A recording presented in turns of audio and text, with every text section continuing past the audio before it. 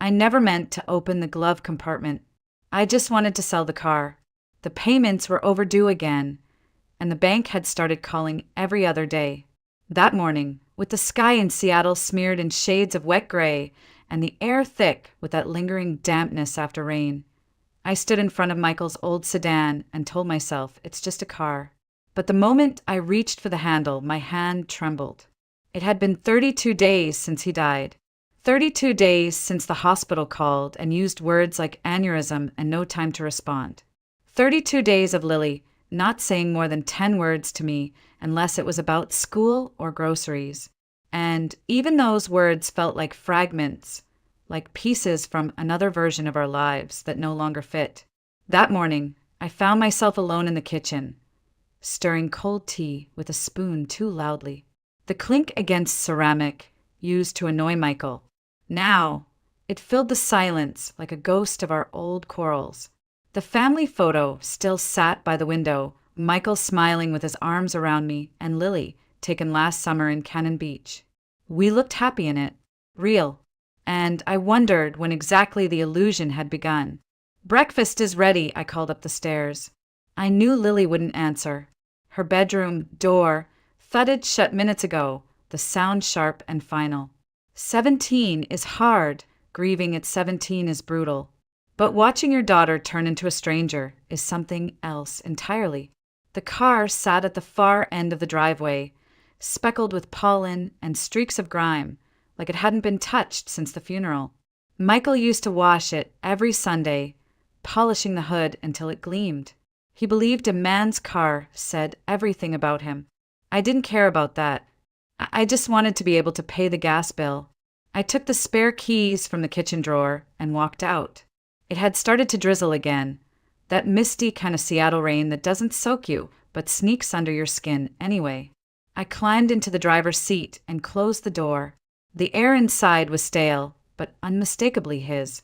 A mix of cedarwood, cologne, leather, and something else, something I couldn't name, but felt like memory. I reached toward the glove compartment, hesitating only for a second. The click sounded louder than I expected. Inside were the usual things: insurance papers, an old phone charger, sunglasses. I picked them out one by one, placing them neatly on the passenger seat. Then I saw it, a small, black USB drive wedged deep in the back corner. Plain, except for a tiny label with a handwritten letter, and I stared at it. Just a letter, just a piece of plastic. But something in me shifted. I felt it in my gut. This wasn't just a glove box anymore. It was the start of something I hadn't prepared for. I held the drive in my palm, rain tapping on the windshield, and suddenly I was no longer a widow cleaning out a car. I was a woman standing at the edge of a truth I never saw coming. And I wasn't sure I wanted to know what it was. I didn't plug it in right away. I just stood there in the kitchen, staring at the USB drive like it might explode if I touched it wrong. The letter, N, on the label was smudged, probably written in a rush. It wasn't Michael's handwriting. That was the first thing I noticed. His penmanship was always precise, like every letter marched in formation. This was rushed, personal. A name, maybe? I carried the drive upstairs to the study, Michael's study, though I'd avoided calling it that since he died. The room still smelled like him. Books on immigration law lined the shelves. A framed certificate from a refugee organization hung above the desk. That had always been his passion, helping displaced people find legal footing. He never talked about the details, just said, "I'm doing some good," and changed the subject. The screen lit up as I opened the laptop. My hands hovered over the keyboard. For a second, I imagined putting the drive away, pretending I never found it. But the moment had passed. The USB slid into the port with a click too loud in the quiet house. A folder appeared. No name, just a plain yellow icon. I opened it. Inside were dozens of files, letters, photos, PDFs labeled with codes and numbers I didn't recognize. I clicked on the first document, and the words blinked into view. "Dear Michael, thank you again for agreeing to help. I honestly don't know what I would have done without you. Marina. I froze. Marina. That name didn't belong to my life. It didn't belong to Michael's either. Or at least, not the part of him I'd known. My stomach tightened. I opened another file. I'm so scared. Eli's fever hasn't gone down for days. I know I said I wouldn't ask again, but if you can help with the clinic, another. Eli asked about you again. He keeps saying he wants to fly kites like last time. He misses you and I do too. My mouth went dry. The cursor blinked at me like it was daring me to keep going. Photos came next. A woman with deep brown eyes and tired cheeks. A boy, maybe 7 or 8, light hair, warm smile. In some pictures, they stood alone. In others, Michael was with them, arms draped around them, laughing, smiling the way he used to smile with us. I backed away from the desk like it might burn me. My knees nearly gave out. I clutched the edge of the chair, breathing hard. Who was Marina? Who was the boy? Who had Michael been, really? I didn't hear the door open until it was too late. What are you doing? Lily's voice cut through the fog like a shard of glass. She stood in the doorway, her hoodie draped over pajama shorts, eyes puffy like she hadn't slept. Her gaze moved from the screen to the USB, then back to me. Are you spying on Dad? Her voice cracked. Lily, no, she snapped, stepping forward. You're going through his stuff like he was some criminal. He's dead, Mom. Can't you just let him be? I opened my mouth, but nothing came out. The weight of it all sat like stone on my chest. She turned on her heel. You're unbelievable. The door slammed behind her, and I was left staring at the screen, at a version of my husband I didn't recognize, a version that now lived in my daughter's anger and a stranger's eyes. That night, I didn't sleep. I lay in bed staring at the ceiling, the rain whispering against the windows like it was trying to say something I couldn't quite hear. My mind ran in circles, names, dates, letters. The image of Michael's arms around that boy, the way he looked at him, the way he used to look at Lily. At dawn, I got up, made coffee, and went back to the study. I opened the folder again, slower this time, letting the reality settle. The files weren't random. The letters from Marina stretched across years, some tender, others practical. But one thing was consistent. The boy, Eli. His name came up in every message. I searched Michael's email accounts next. Most were locked, but one was still open. The inbox was empty, cleaned out. The USB must have been where he stored everything personal, everything separate. I checked the financial statements I'd ignored for weeks. I wasn't looking for numbers. I was looking for patterns. There they were. Transfers. Always on the 1st and the 15th of each month. Small amounts, just enough to fly under suspicion. But over time they added up. Thousands. All to the same account. The name listed wasn't Marina.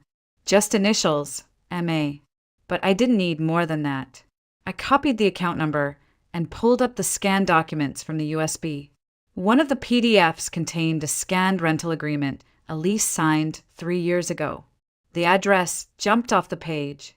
South Seattle, Rainier Valley, a neighborhood I rarely visited. I stared at the address for a long time. The last time I'd been to that part of the city, Lily was still in braces. We'd gone to an art exhibit near Columbia City, and Michael had insisted on taking the long way home to avoid traffic. Now, I realized maybe he hadn't been avoiding traffic at all. I didn't tell Lily I was leaving. She hadn't spoken to me since the night before. I left a note on the counter, just in case, and took the keys to my old Subaru.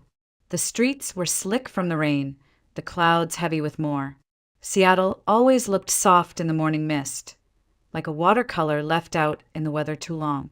As I drove, I rehearsed what I might say. I'm his widow. No, I found your letters. Too aggressive. I just want to understand. Maybe that was closer to the truth.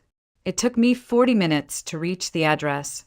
A modest 2-story apartment complex nestled between a taqueria and a laundromat. The building had peeling paint and a rusted bike rack out front. But the small garden near the entrance was well kept, lavender and sage growing in narrow rows.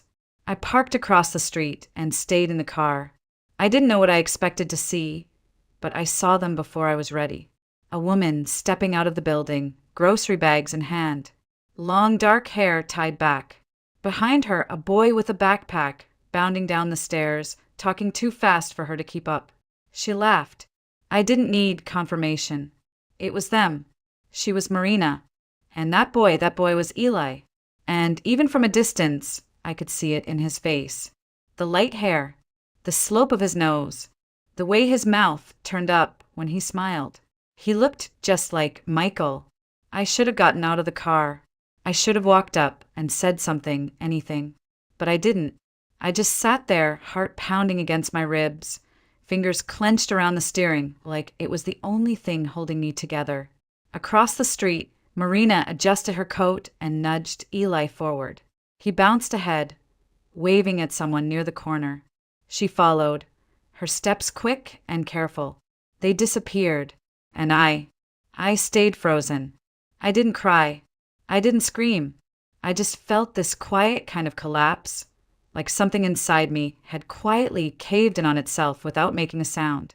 By the time I got home, the sky had turned a deeper gray, and the house felt colder than I remembered. Lily wasn't in the kitchen. Her plate was still in the sink from last night. The note I left sat exactly where I'd put it, untouched. Her door was closed. I didn't knock. I didn't have the energy to fight again. Instead, I made tea and stared out the window. The tree in our backyard had started to change, its leaves tinged with gold and red, hanging heavy with the weight of an early autumn. I almost didn't notice the silence breaking behind me. I read everything. Lily's voice was soft, but sharp, like a whisper meant to wound. I turned and saw her standing by the staircase, holding the USB drive in her hand. Her cheeks were flushed, her eyes swollen. She had been crying. I opened my mouth, but the words didn't come. "You found it in Dad's car, didn't you?" she asked. "The pictures, the letters, all of it." I nodded. "I didn't go looking," I said. I just wanted to clean it out before selling it. That's all." "Is it true?" Her voice cracked. "Did he have another family?" My throat tightened. "I don't know if it was a family, Lily. I don't know what it was." She shook her head slowly. "Don't lie to me. Not now." I stepped forward, but she pulled back. "You always hated how close I was to him," she said. "You were always so disappointed. In everything. In me. In him. And now that he's gone, you're digging through his secrets like it proves you were right all along." "That's not fair," I whispered. "I didn't want any of this." "But you kept reading." Her hand trembled. "You didn't stop." "No," I admitted, voice low. "I didn't." She swallowed hard, tears gathering again. "I hate this. I hate that he's not here to explain. I hate that I don't know who he was. And I hate you for showing me." The words hit like a slap, but I didn't flinch. She turned away. "I'm going to Grandma's." "Lily, no." She disappeared up the stairs, and I heard drawers opening, bags being filled. 10 minutes later, the door slammed shut. I didn't chase her. I just stood there, holding the mug of tea now gone cold, staring at the spot where she'd been, and wondering how many pieces a heart could break into before it stopped trying to hold anything at all. The next morning, I found myself back in Michael's study, surrounded by the life he left behind. His desk was still meticulously organized, like he'd only stepped away for a moment. The silence in that room was heavier than anywhere else in the house. I stood there, unsure of what I was looking for. Some kind of clarity, maybe. Some final sign. Then I remembered the USB folder, the document with a scanned letter, a line tucked at the bottom. All documents secured in safety deposit box. Key in right drawer, cufflink case. I moved slowly, almost afraid that if I opened the drawer, I'd find something I couldn't unsee. Inside, nestled beneath a stack of old receipts and clipped ties, was the wooden cufflink box I gave him for our 5th anniversary. When I lifted the lid, there it was. A small silver key with a numbered tag and the logo of a local bank downtown. I drove there without telling anyone, without really thinking. The man at the front desk recognized Michael's name immediately. Apparently, he'd been coming there for years. After a brief signature check and an awkward silence, he led me to a private vault room and left me alone with the deposit box.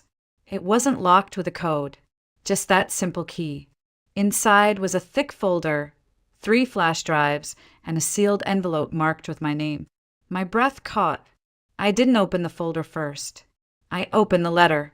Michael's handwriting filled the page, firm, slanted, familiar, a little rushed, but unmistakably his. Emma, if you're reading this, it means something's happened. Maybe I'm gone. Maybe you found the drive or the files. Maybe you already know more than I ever managed to say. I don't know how much time I have, but I do know I owe you the truth. All of it. I made mistakes. I sat down. The words blurred for a moment, but I kept reading. He told me about Marina, how they'd met during a volunteer clinic for undocumented immigrants, how she was scared, alone, trying to protect her baby, how, during a period when her marriage had been cold and silent, he crossed the line. It wasn't a long affair, he said. It was just one night, a night that changed everything. I thought I could walk away, that I could forget, but I couldn't, not when I found out about Eli. I didn't tell you because I was afraid of losing you, losing Lily. I told myself I was protecting our family, but really I was protecting myself. He described how 3 years ago, Marina came back into his life, desperate, with Eli sick and facing deportation. He couldn't ignore them, couldn't let a child suffer. He helped with papers, medical bills, and yes, money. Quietly, regularly. I know I should have told you. I know this is too much to ask.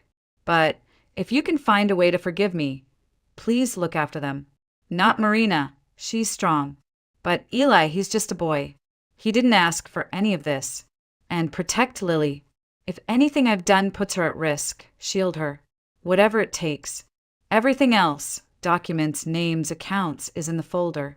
I trust you, even if I didn't deserve to. Always yours. Michael, when I finished reading, I didn't cry. I just sat there, the letter shaking in my hands, feeling like every piece of my world had tilted slightly, and yet somehow, for the first time in weeks, I understood. I didn't go home right away. I sat in my car outside the bank for a long time, watching the city pass me by. Somewhere nearby, a construction crew jackhammered the sidewalk. A man with a briefcase rushed past, muttering into his phone.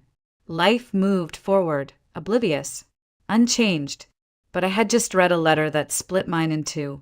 When I got home, the house was quiet. Lily's room was still empty. My phone buzzed with a single text from my mother-in-law. She's here. Safe. Give her space. I stared at the screen for a while, then turned it face down on the counter.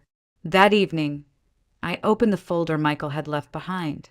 Names, contact logs, medical records. One document detailed his petition to help Marina apply for legal residency. Another, a birth certificate with Eli's name, listing Michael as the father. I thought about that little boy, Eli, and his mother, who now carried the burden of a life built on silence. What had Michael been to them? Savior? Secret? Ghost? The next morning, I drove back to Rainier Valley. I didn't call. I didn't warn her. I stood across the street again, this time clutching the envelope Michael had addressed to Marina. She answered the door on the second knock. Her eyes widened when she saw me, and for a moment neither of us moved. "You're Emma," she said softly. I nodded. "Yes." She looked behind me, as if expecting someone else. Her voice trembled. "Is Lily okay?" "She's with her grandmother." A pause. Then, "Would you like to come in?" Her apartment was small, tidy, and smelled faintly of lavender and something warm from the kitchen. I sat on the edge of the couch while she poured tea without asking, her hands graceful but tense. "I don't know what you've been told," she said carefully. but I never meant to destroy anything. I believe you, I said, and I meant it. I slid the envelope across the table. He left this for you. She didn't open it immediately. Her fingers traced the edge as if trying to absorb whatever message lay inside. I loved him, she whispered, eyes glistening. Not the way you did. Not with a house and a wedding ring. But he saved us. I let the words hang in the air. I could have argued, could have corrected her, but I didn't. What would have been the point? Eli thinks his father worked far away, she continued, that he was too busy to visit much, but that he cared. Inevalit? I just never explained. I nodded.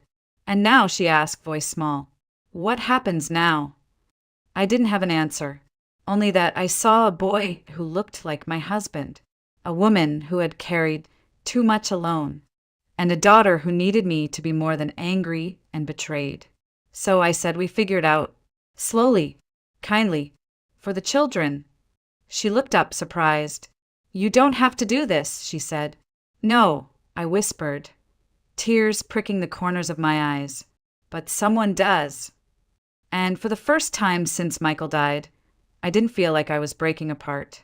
I felt like I was beginning again, not from scratch, but from truth. Lily came home 3 days later. She didn't knock. She didn't text.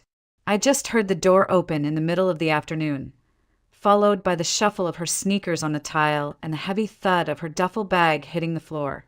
I was in the kitchen, slicing apples. For a moment, neither of us spoke. Then her voice, flat and cautious, cut through the quiet. So, did you meet them? I didn't look up. Yes. She stepped closer. And it was complicated, I said, laying the knife down. But they're not monsters. Marina isn't the villain. She's just someone who made hard choices. Like your dad. Like me. She let out a bitter laugh. Choices. Right. I turned to her slowly. Lily, I know you're angry. No. I'm confused. I'm disgusted. I thought I knew who he was, Mom. Her voice cracked, but she pushed through it. He was my hero. And now, I don't know if he even wanted to be my dad, or if I was just the family he settled for. I took a breath, stepping toward her. Don't say that. Why not? Her eyes brimmed with tears. You're thinking it too. I shook my head. No, I'm heartbroken. But I don't think you were ever second. I think he was torn, and he made the worst possible decision. He hid instead of facing it. She crossed her arms, jaw tight. I don't want to meet that boy. I don't care who he is. You don't have to, I said gently. Not now. Maybe not ever. But I want you to understand something. I reached into the drawer and pulled out Michael's letter. The original. I held it out, and after a long pause, she took it. I don't need to read his excuses, she muttered. They're not excuses, I said. They're the truth. He didn't have the courage to tell us while he was alive. And maybe they're the only way we move forward. She stared at the envelope in her hands like it might catch fire. Then she walked past me and disappeared into her room. The door didn't slam this time. That night, I passed by her door on the way to bed. The light was still on. I hesitated, then kept walking. Some grief isn't ready to be touched. Some forgiveness can't be rushed. I didn't hear her cry, but I knew she was, and I didn't cry either. I just lay in my bed, staring at the ceiling, wondering how many versions of Michael had existed. The husband, the father, the man who held another child's hand while ours waited at home. And still, I missed him. God help me, I missed him. Not just the man I thought he was, but even the flawed, selfish one I now knew. Because even in his betrayal, he tried to leave us something softer than rage. The next morning, I sat by the window and wrote a letter of my own. Not to Michael, but to Eli. Dear Eli, you don't know me. Not really. Maybe your mother has mentioned my name, maybe not. That's okay. I'm not writing to confuse you or to claim anything from you. I'm writing because sometimes the adults around you make choices that leave children holding questions they never asked to carry. My name is Emma. I was married to your father, Michael. I don't know what he told you. Maybe you think he was a man too busy to be around. Or maybe you've always felt his absence and made peace with it. But the truth is he loved you, quietly, from a distance, in the only way he thought he could. That's not enough. It wasn't fair to you, and it wasn't fair to my daughter, Lily, either. But here's what I need you to know. Your existence is not a mistake. You are not someone's secret. You are not a problem to be solved. You are a boy with a full laugh and a curious mind. A boy who loves science experiments and still sleeps with one leg outside the blanket. A boy who runs faster than his mother can keep up and who asks why more often than most people have answers. I know these things because I saw you once from across the street, and in that moment, I saw my husband smile in your face. It stopped me cold. I won't pretend this is easy for any of us. My heart is still heavy with grief and betrayal. And Lily, she's still trying to understand why the man who taught her how to ride a bike had a whole other life she never knew about. But despite the weight of all that sadness, I want you to know something simple and honest. You are not to blame. You are loved. You deserve every good thing. One day, if you ever want to talk or ask questions, or just sit with someone who knew your father in a different way, I'll be here. Not as a replacement for anything, but maybe as a bridge. Until then, be kind to your mother. She's braver than most. And be kind to yourself, especially when the world feels confusing. With warmth, Emma, I folded the letter slowly, hands trembling, not from fear, but from something else. A release. A quiet exhale of something I'd been holding on to for far too long. I didn't mail it right away. I placed it in an envelope, addressed it, and tucked it into the top drawer of my desk. A part of me hoped Marina would find it one day, or that Eli would, years from now, and understand that while the truth hurt us, it didn't have to ruin us. Later that afternoon, Lily came into the kitchen. Her eyes were tired, her voice quiet. I read the letter, she said. I nodded. I don't forgive him yet. You don't have to, I replied. But I don't hate him either, she whispered, and for the first time her voice didn't shake. We stood there, side by side, the late sunlight slanting through the window, catching the dust in the air like falling stars. Healing didn't look like a grand declaration. It looked like standing still and not walking away. Autumn came slowly that year, the kind of fall where mornings held a gentle chill, and the trees seemed reluctant to let go of their leaves. I started baking again, small things like apple bread and blueberry muffins. The house smelled warm, like cinnamon and sugar and something almost like peace. Lily spent most of her days at school or in her room, but now and then, she'd drift into the kitchen and sit across from me. Sometimes we talked, sometimes we didn't, but I noticed the silence between us had softened. One evening, I found her curled up on the couch, watching old home videos on her laptop. She didn't hide the screen when I walked in. It was a clip from her 10th birthday, Michael wearing a ridiculous party hat, holding the cake slightly off balance while she giggled behind cupped hands. He had frosting on his chin. I watched my past self reach forward and wipe it away. We were all laughing. I miss him, she murmured without looking up. I sat beside her. I do too. She leaned her head against my shoulder. It was the first time she'd done that since the funeral. Do you think he meant to fix it? She asked. I thought for a long moment. I think he was trying, in the only broken way he knew how. She nodded. That seemed enough for now. The next day, I got a message from Marina. Just a photo. It was Eli sitting at a science fair booth, grinning beside a poster about volcanoes. In his hands was a tiny papier-mâché mountain, clearly handmade, clearly his. The caption read, "He got second place. He wanted you to know." I stared at it for a long time, smiling through a fresh wave of tears. Later, I showed it to Lily. She studied the image for a beat too long. "He looks like Dad," she whispered. "I know." She didn't say anything else, but she didn't look away either. We didn't try to force anything. There were no promises, no timelines. Just space. Space to feel what we felt, without apology. Space to mourn and grow and shift. The kind of space that slowly, gently, allowed something else to take root. Not forgiveness, not exactly, but acceptance. And then, one cold Sunday morning, as I poured hot chocolate into two mismatched mugs, Lily asked, "Do you think he'd like to come over sometime? For dinner, maybe." The boy. My hand paused mid-pour. I looked up at her. She shrugged. "Just if he wants to." A quiet smile crept onto my face. "I think he might." She nodded and took a sip of her drink, eyes darting toward the window where frost patterned the glass. Outside, the leaves had finally begun to fall. Inside, something else was beginning to. Not a return to what we were, but the start of what we might become.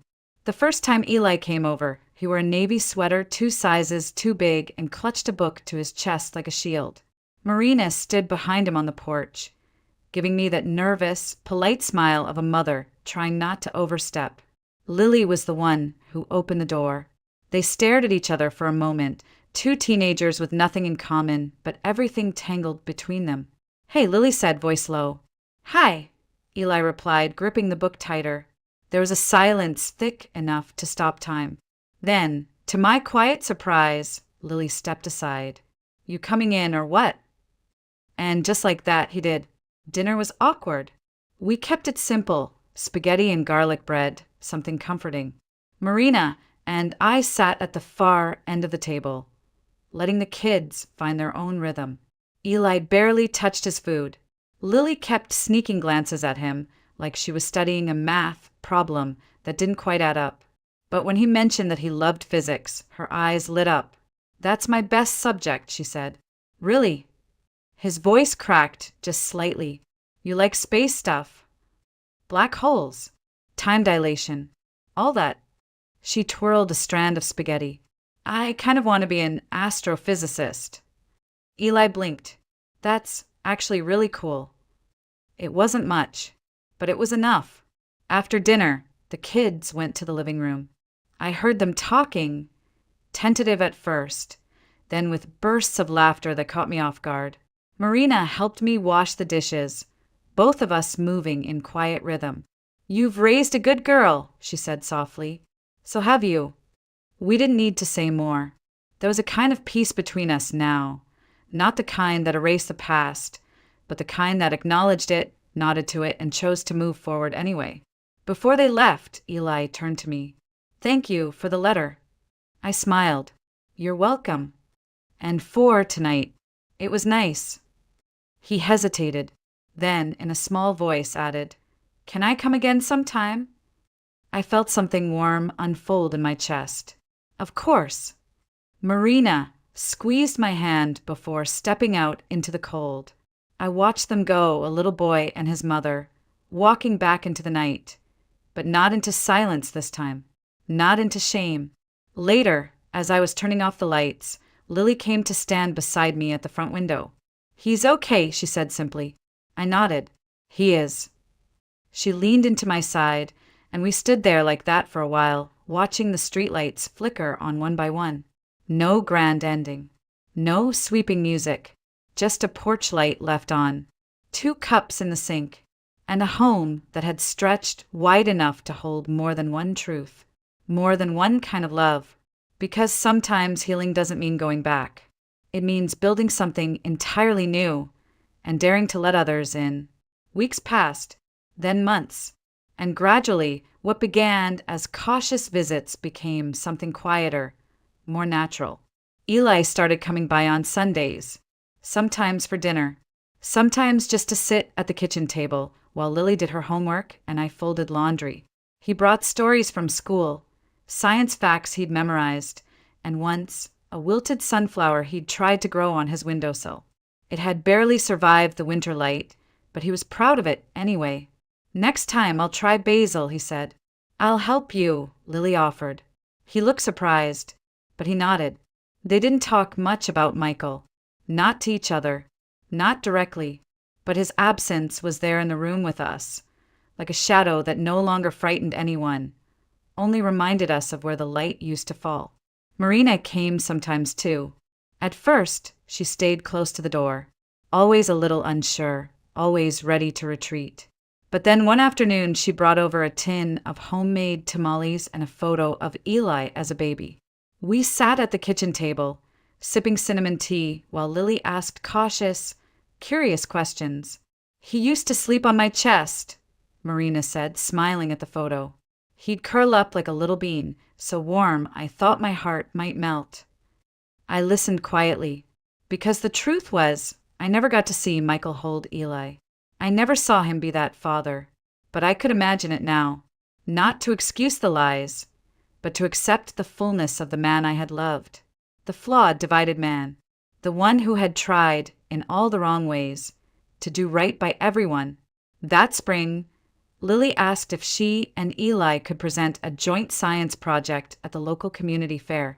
They built a model of the solar system, painted each planet by hand, rigged tiny LED lights to mimic orbit paths.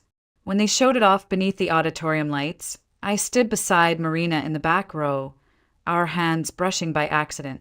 We didn't move them away. Afterward, Eli came running down the aisle with a red ribbon in hand, second place again.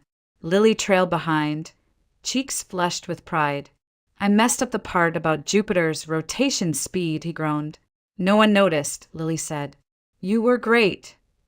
He grinned at her, and I swear it was the first time I saw something new in him, not just a resemblance to Michael, but a light all his own. That night, Lily came into my room. She sat on the edge of the bed, legs swinging like she was 10 years old again. "I don't think I'll ever stop being mad at Dad," she said. "I don't think you have to. But I'm glad Eli's here." My throat tightened. Me too. And in that moment, I realized something simple and powerful. We don't always get to choose how the story begins, but we can shape how it continues. We can choose grace. We can choose openness. We can choose family, even the kind born from fracture.